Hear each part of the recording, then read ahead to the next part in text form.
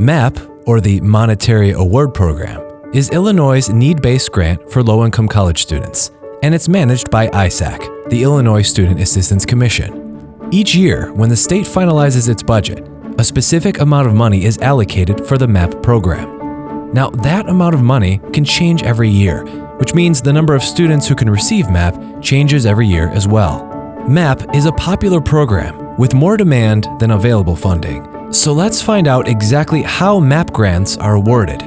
We'll follow Mary, Angela, and Jim, who are students who will be attending college for the first time next fall and hope to receive MAP. To be eligible for MAP, a student with financial need must be an Illinois resident and want to attend an Illinois school that is MAP approved, which includes all Illinois public universities and community colleges and most private nonprofit institutions, among others. Students apply for MAP by filling out the FAFSA beginning on October 1st of the calendar year before they plan to attend college. For example, if you plan to attend college in 2020-2021, you would be able to fill out your FAFSA beginning in October of 2019. The federal government then uses the FAFSA to calculate an expected family contribution, or EFC, which determines eligibility for financial aid. Now, please note that beginning on January 1st, 2020, certain students, including undocumented students, will be able to apply for MAP using the RISE Act application, an online interactive application that will be available on ISAC's website. ISAC uses the student's EFC and the cost of attendance at their chosen school to determine if a student's financial need makes them eligible for MAP. MAP is awarded to eligible students based on when they complete their FAFSA or RISE Act application, and it's first come, first serve. But note that MAP-eligible students who received a MAP award in the prior academic year will have priority access to MAP funds so long as they complete their FAFSA by the priority deadline date announced by ISAC.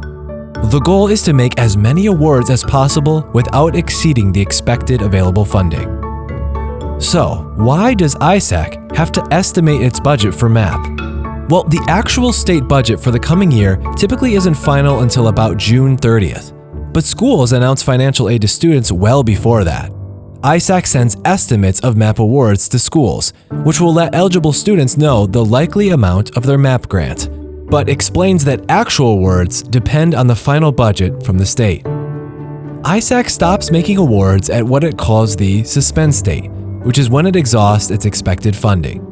Since the pace of applications varies from year to year, ISAC isn't able to announce the suspense date in advance, but does so as soon as it can make that determination. For example, while the suspense date will vary from year to year, for the 2019-2020 school year, ISAC was able to award MAP grants to eligible students who filed their FAFSAs within the first 7 months after the FAFSA became available.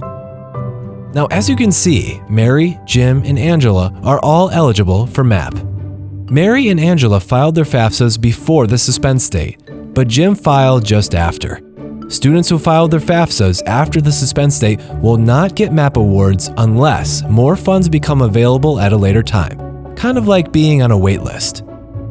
Schools claim MAP awards on behalf of the student, and the money is sent directly to the school for tuition and fees. Mary decided to attend school out of state, so she won't be using her MAP award. But Angela will be using her MAP award because she is attending a MAP-approved school in Illinois. Once there is a final budget, ISAC will know how much money is available for MAP. It uses that figure, along with information from schools on the number of students who will be using their MAP awards for fall, and then recalculates available funds to see if it can make additional awards to students that filed their FAFSAs soon after the suspense date. For example, since Mary didn't use her MAP award, there might be funding to give to Jim, who is still eligible for MAP but remember, didn't get it because he filed after the suspense date. And that is MAP in a nutshell. However, there's plenty of other details. If you go to isac.org, you can learn more about MAP, about priority access to MAP for returning MAP students, and about the RISE Act application. Again, visit isac.org to learn more.